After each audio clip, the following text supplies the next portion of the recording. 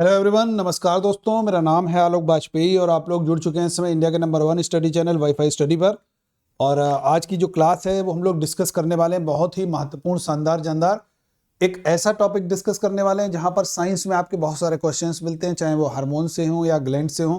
यानी कि टॉपिक का नाम है ग्लैंड्स एंड देयर हार्मोन्स, यानी कि ग्रंथियां और उनके हार्मोन, कौन कौन से हार्मोन सीक्रेट होते हैं ये भी हम लोग देखेंगे, किस हार्मोन का क्या फंक्शन होता है, क्या वर्क होता है, ये भी हम लोग जानेंगे। तो सबसे पहले आप सभी विद्यार्थी मुझे अनअकैडमी लर्नर ऐप पर फॉलो कर लेंगे। अनअकैडमी लर्नर ऐप पर फॉलो करने के लिए आप लोग सर्च कीजिए आलोक कुमार वाजपेयी और सभी लोग मुझे फॉलो जरूर कर लीजिए भाई, ठीक है, याद रहेगा। और देखिए ये आइकॉनिक सब्सक्रिप्शन है, आइकॉनिक के फीचर्स आप लोग यहाँ पर देख सकते हैं। और प्लस भी कोर्स लेना है, आइकॉनिक कोर्स लेना है तो आप सभी लोग एक ही कोड का प्रयोग करेंगे, AB सर्टेन कैपिटल लेटर में लिखना है, अप्लाई कर देना है और सब्सक्रिप्शन आपका हो जाएगा। और ask a doubt bye Unacademy, यानी कि एक ऐसा प्लेटफॉर्म है अनअकैडमी लर्नर ऐप पर, एक नया टैब है। कोई भी प्रश्न का उत्तर जानना है आपको, यहाँ पर इमेज फॉर्म में क्वेश्चन सेंड कर देना है, आपको इंस्टेंट आंसर मिल जाएगा। और देखिए यहाँ पर आप लोग देख सकते हैं प्यारे विद्यार्थियों कि सारे टेस्ट सीरीज आपके फ्री हैं। जो भी टेस्ट सीरीज लेना चाहते हैं वो आप लोग यहाँ पर ले सकते हैं। रेज हैंड का प्रयोग जरूर कीजिए जब आप लर्नर ऐप पर क्लास करते हैं, सीधे एजुकेटर से बातचीत करके बहुत सारे प्रश्नों का समाधान प्राप्त कर सकते हैं। और ये है सब्सक्रिप्शन लेने का सही तरीका। इस तरीके से आपको एक विंडो दिखेगी, एक इमेज दिखेगी, आपको अपना मनचाहा ड्यूरेशन सेलेक्ट कर लेना है। जो भी ड्यूरेशन आप लोग लेना चाहते हैं वो ड्यूरेशन सेलेक्ट कर लीजिए। नीचे रेफरल कोड बॉक्स में कैपिटल लेटर में AB सर्टेन कोड लिखिए, अप्लाई लिखा रहेगा, उस पर क्लिक कर दीजिए, प्रोसीड टू पे कर दीजिए, हो गया भैया सब्सक्रिप्शन, ठीक है। और मेरे टेलीग्राम ग्रुप से जरूर जुड़ जाइए, GS/GK बाय आलोक सर। इस टेलीग्राम ग्रुप से जुड़ जाओगे, सारी इंफॉर्मेशन आपको अपडेटेड मिलती रहेगी। कोड को बिल्कुल ऐसे ही लिखना है, AB सर्टेन कैपिटल लेटर में, बगैर किसी स्पेस के। तो चलिए सब लोग देखते हैं भाई, ये हार्मोन और उनकी जो ग्रंथियां और उनके हार्मोन से रिलेटेड क्या क्या सवाल आपके एग्जाम में पूछे जाएंगे। सबसे पहले थोड़ा सा समझने की कोशिश करेंगे। ये हमारे बॉडी में टॉप टू बॉटम मैंने यहां पर दिया हुआ है, यानी कि हमारे सिर से लेकर के निचले हिस्से तक कौन कौन सी ग्रंथियां हैं, कहां पर कौन सी ग्रंथियों की महत्ता है। और ग्रंथियां जो हैं वो एंजाइम ले जाने का भी, यानी कि एंजाइम के श्रावण का भी काम करती हैं और हार्मोन के श्रावण का भी काम करती हैं। यानी कि ग्रंथियां दोनों तरीके से, एंजाइम श्रावण होता है और हार्मोन का भी श्रावण होता है।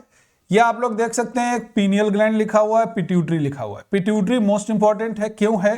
क्योंकि इसको मास्टर ग्रंथि कहते हैं, इसको हम लोग मास्टर ग्रंथि कहते हैं। ये पॉइंट आपको क्लियर होना चाहिए। क्या बोलते हैं इसको? मास्टर ग्रंथि कहते हैं। फिर आप लोग यहां पर देख सकते हो ये पैराथायराइड है।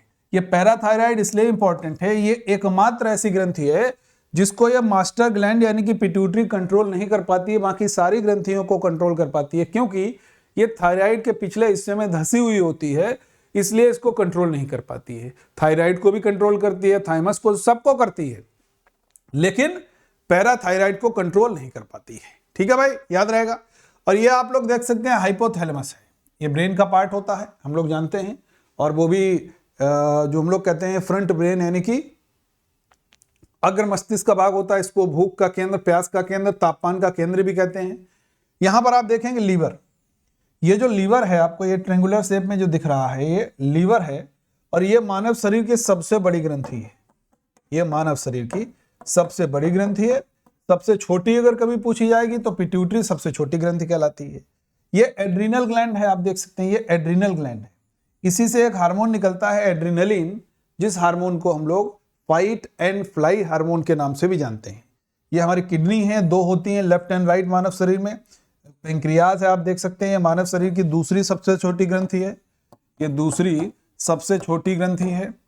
अब यहां पर एक चीज याद रखना है, जो पेंक्रियाज वाला है, यहां पर एक लैंगरहैंस ऑफ आइसोलेट्स पाए जाते हैं, लैंगरहैंस के द्वीप समूह। वहां पर 3 सेल्स होती हैं, alpha, beta and delta. Beta से इंसुलिन हार्मोन निकलता है, अल्फा से ग्लूकेगॉन और डेल्टा से सोमेटोस्टेटिन हार्मोन सीक्रेट होता है। तो याद रखिएगा, जो आपके एग्जाम में बहुत बार पूछा गया है। तो ये थोड़ा सा आप लोगों ने एक ओवरव्यू ले लिया कि यार किस तरीके से ग्रंथियां होती हैं। ठीक है, आगे बढ़ते हैं। अब यहां पर समझने की कोशिश करिएगा, मानव शरीर में कुछ विशेष ऊतक होते हैं जिन्हें अंतःस्रावी ग्रंथियां भी कहा जाता है, जिससे हार्मोन नामक रासायनिक पदार्थ स्रावित होते हैं। यह पॉइंट आपको क्लियर होना चाहिए। ठीक है भाई, हार्मोन अल्प मात्रा में अंतःस्रावी ग्रंथियों द्वारा स्रावित होते हैं। यानी कि देखिए, समझिएगा, यहां पर जो ग्रंथियां हैं वो बेसिकली हम लोग दो भाग में डिवाइड कर सकते हैं, अंतःस्रावी और बहिःस्रावी। अंतःस्रावी से हार्मोन निकलेगा, क्यों? क्योंकि ये डक्टलेस है, ये आपकी डक्टलेस यानी कि नलिका विहीन है। ये ब्लड के साथ ही हार्मोन का स्रावण होता है। इनको स्रावण के लिए, इनको सीक्रेशन के लिए कोई नलिका की आवश्यकता नहीं होती है। हार्मोन सीधे रक्त में स्रावित होते हैं और रक्त संचार प्रणाली के माध्यम से संपूर्ण शरीर में यात्रा करते हैं। तो रक्त संचार के साथ यात्रा करने वाले जो लिक्विड है, जो तरल पदार्थ है, वो आपका हार्मोन कहलाता है। हार्मोन विशिष्ट ऊतकों या अंगों पर भी कार्य करते हैं। जैसे आपने कभी कभार इंबैलेंस, हार्मोनल इंबैलेंस हो गया, अक्सर देखा होगा आप लोगों ने कि किसी पुरुष की आवाज महिला जैसी निकलने लगी है, महिला जैसी आवाज हो जाती है, किसी महिला के दाढ़ी मूछ भी कभी कभार आ जाती हैं। तो ये कारण क्या होता है? ये हार्मोनल कहीं ना कहीं इंबैलेंस हो जाता है। जो हार्मोन है, जो हमारे शरीर में संतुलित अवस्था में होने आवश्यक होते हैं, हार्मोन कभी भी शरीर में संग्रहित नहीं होते हैं, यानी कि वो कभी भी शरीर में स्टोर नहीं होते हैं। जब आवश्यकता पड़ती है तो उनका सिक्रेशन होता है। जैसे फॉर एग्जांपल एक ऐसे समझ लीजिए, किसी व्यक्ति को गुस्सा आया, तो जब गुस्सा आया तो गुस्सा करने में अभी मैं इसको तोड़ दूंगा, अभी मैं इसको मार दूंगा, होता है ना। बहुत गुस्सा आया, बहुत हाइपर हो गया, तो फिर कहा जाता है उल्टी गिनती गिनना शुरू कर दो तो गुस्सा शांत हो जाएगा। उल्टी गिनती गिनने का मतलब ये नहीं है यार कि कोई आध्यात्मिक या कोई स्पिरिचुअल उसका कोई है वैल्यू। उसका मतलब यह है, उल्टी गिनती गिनने से मतलब यह है कि जो गुस्से का हार्मोन है वो तो तेजी से सीक्रेट हो रहा है। जैसे ही आपने गिनती गिनना शुरू किया तो आपका उस गुस्से से दिमाग डिस्ट्रैक्ट हुआ उस गिनती के ऊपर। जैसे आप उल्टी गिनती गिनना शुरू करोगे तो कहीं ना कहीं जो हार्मोन जो गुस्से वाला था वो सीक्रेशन स्लो हो गया और आपने सामने वाले से कहा देखो ऐसा है, अगली बार भैया मत करना, नहीं तो फिर हम पीट देंगे, इस बार तो हम तुम्हें छोड़ रहे हैं। तो ये हमारे शरीर में हार्मोन का कि संग्रहित नहीं होते हैं, आवश्यकता पड़ने पर इसका सिक्रेशन होता है। मानव शरीर की आवश्यकता के अनुसार हार्मोन का स्रावण होता है। ठीक है। ग्रंथियां जो हैं शरीर में एक विशिष्ट पदार्थ का स्रावण भी करती हैं और ये ग्रंथियां दो प्रकार की होती हैं। कौन कौन सी? पहली बहिःस्रावी जिसको हम लोग एक्सोक्राइन ग्लैंड बोलते हैं, दूसरी इंडोक्राइन जिसको हम लोग अंतःस्रावी ग्रंथि के नाम से बोलते हैं, वो आपकी इंडोक्राइन कहलाती है। ठीक है भाई, बहुत ध्यान से समझिएगा। अब यहां पर आप देखोगे जिन ग्रंथियों में नलिका होती है उन्हें हम लोग बहिःस्रावी ग्रंथियां कहते हैं, और जिनमें नलिका नहीं होती है उनको हम लोग क्या बोल देते हैं? अंतःस्रावी बोलते हैं। अब यहां पर एक चीज याद रखिएगा कि जो अंतःस्रावी ग्रंथियों से जो लिक्विड निकलेगा अंतःस्रावी से, वो हमेशा हार्मोन होगा, रक्त के माध्यम से संचरित होगा, और जो बहिःस्रावी ग्रंथि से निकलता है वो एंजाइम होता है। ये पॉइंट बड़ा नोट करने वाला है कि हमेशा हार्मोन कहां से निकलेगा? इंडोक्राइन से, और एंजाइम कहां से निकलेगा? एक्सोक्राइन से। ठीक है भाई। अब देखिए यहां पर कुछ ग्लैंड्स दी गई हैं, पाचन ग्रंथियां हैं, पसीने की ग्रंथि है, श्लेष्म ग्रंथि है और लार ग्रंथियां हैं। लार ग्रंथि से आपके एग्जाम में क्वेश्चन बनता है, कितने जोड़ी होते हैं? 3 जोड़ी होते हैं।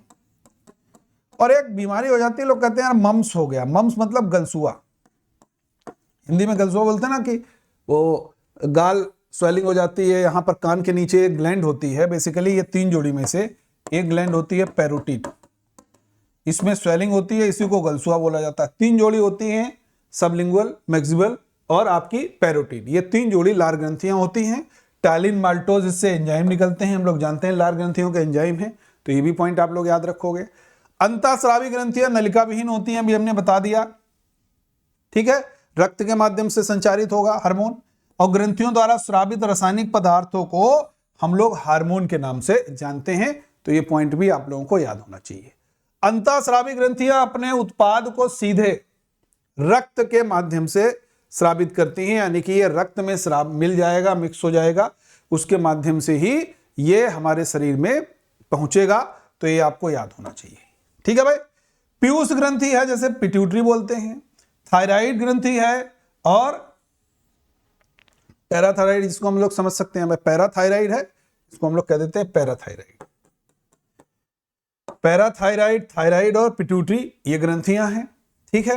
अब यहां पर समझ लोगे ये पीयूष ग्रंथि के बारे में। पीयूष ग्रंथि जो है एक अंतःस्रावी ग्रंथि है और एक मटर के दाने के बराबर ये ग्रंथि होती है। वजन सिर्फ 0.5 to 0.6 ग्राम होता है, लेकिन है भाई सभी ग्रंथियों को नियंत्रित करती है, सभी को नियंत्रित करती है। ये पॉइंट जरूर याद रखिएगा, ठीक है भैया। सभी को नियंत्रित करने का काम ये करती है, ये बड़ा महत्वपूर्ण पॉइंट है। और इसको मास्टर ग्रंथि के रूप में भी हम लोग जानते हैं। क्या कहते हैं इसको? मास्टर ग्रंथि के रूप में भी हम लोग जानते हैं, क्योंकि ये अंतःस्रावी तंत्र में अन्य सभी ग्रंथियों जैसे एड्रिनल है, थायराइड है, इन सभी के कार्यों को नियंत्रित करती है। केवल एक को छोड़ करके किसको नियंत्रित नहीं कर पाती? हमने अभी बताया था, पैराथायराइड। ये पॉइंट भी आपका बेहद महत्वपूर्ण पॉइंट है, इसको याद रखिएगा, ठीक है। पिट्यूटरी के द्वारा जो स्रावित हार्मोन हैं, उनमें एक हार्मोन होता है वृद्धि हार्मोन।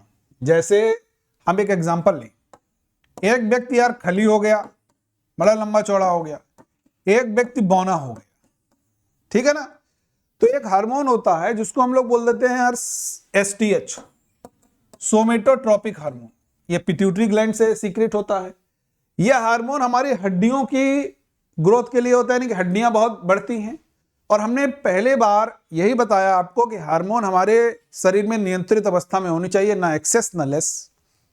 जब कभी भी इसका श्रावण आवश्यकता से अधिक हो जाता है तो हड्डियां बहुत लंबी चौड़ी हो जाएंगी और व्यक्ति खली बन जाएगा। और खली को भी ये बीमारी है एक, और वो बीमारी क्या है? एक्रोमिगली।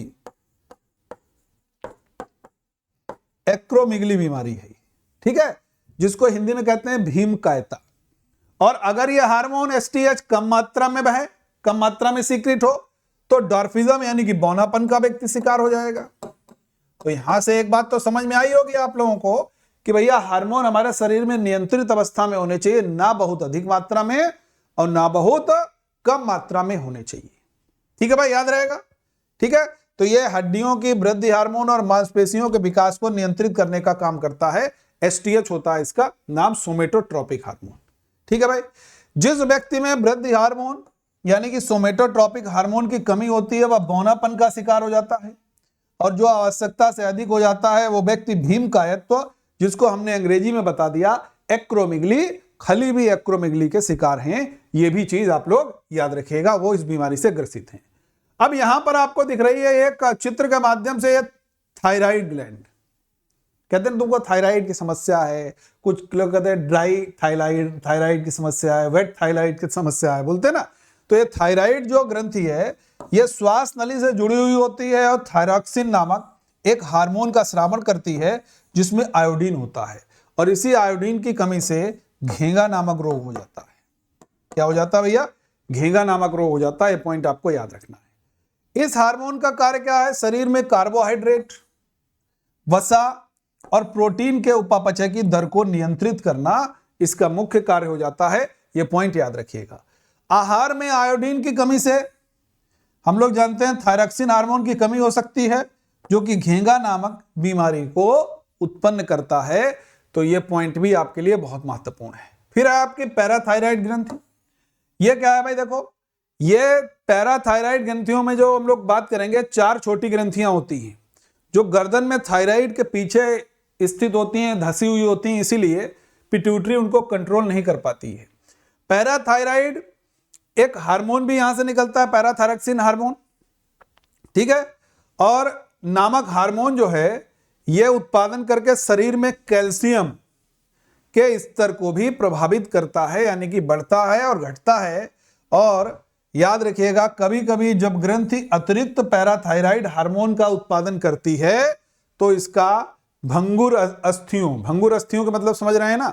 यहां पर देखिए लिखा हुआ है मैंने अंग्रेजी में, it can have negative effect such as the brittle bones and kidney stones, यानी कि जो भंगुर अस्थियां हैं, जो ब्रिटल बोन्स हैं और जो गुर्दे की पथरी है, ये नकारात्मक प्रभाव इससे हो जाता है। अधिक सीक्रेशन से ये चीज समस्या उत्पन्न हो जाती है। फिर हमारे शरीर की एक ग्लैंड है एड्रीनल ग्लैंड, इसको समझेंगे। एड्रीनल ग्लैंड बेसिकली मानव शरीर में दोनों गुर्दे के शीर्ष पर स्थित होती है। ये जो दोनों गुर्दे के शीर्ष पर जो स्थित है, ये आपकी एड्रीनल ग्लैंड कहलाती है, ठीक है। यह ग्रंथि जो है वो हार्मोन का स्रावण करती है, जो हृदय गति को, श्वास दर को, रक्तचाप को और कार्बोहाइड्रेट उपापचय को नियंत्रित करने का एड्रीनल ग्लैंड काम करती है, ठीक है भाई। तो हम लोग बच्चे यहीं पर रुकेंगे और इसी के क्वेश्चंस हम लोग नेक्स्ट क्लास में डिस्कस करने वाले हैं। तो आप सभी लोग इस सेशन को अधिक से अधिक भैया शेयर जरूर कीजिएगा। जितने भी विद्यार्थी हमारे साथ हैं सभी लोग यार शेयर करेंगे। और किसी भी कोर्स का सब्सक्रिप्शन प्राप्त करने के लिए आप लोग AB Sir 10 कोड का प्रयोग करके किसी भी कोर्स का सब्सक्रिप्शन प्राप्त कर सकते हैं। ठीक है बच्चे, याद रहेगा। और ये आप रिपोर्ट एंड बिन यहाँ पर देख सकते हैं कि अगर आपको लगता है इनएप्रोप्रिएट कंटेंट है तो भैया यहाँ पर नीचे लिंक दिया गया होता है, वहां पर आप लोग क्लिक कर सकते हो। और 26 दिसंबर को एक कॉम्बैट है, इसमें आप सभी लोग इनरोलमेंट कर लीजिए। AB Sir 10 कोड लगा करके इनरोलमेंट करना है सारे विद्यार्थियों को। ठीक है भाई, सेशन अच्छा लगा हो तो लाइक कीजिएगा, शेयर कीजिएगा और चैनल को सब्सक्राइब जरूर कीजिएगा। ओके, थैंक यू एवरीवन, जय हिंद।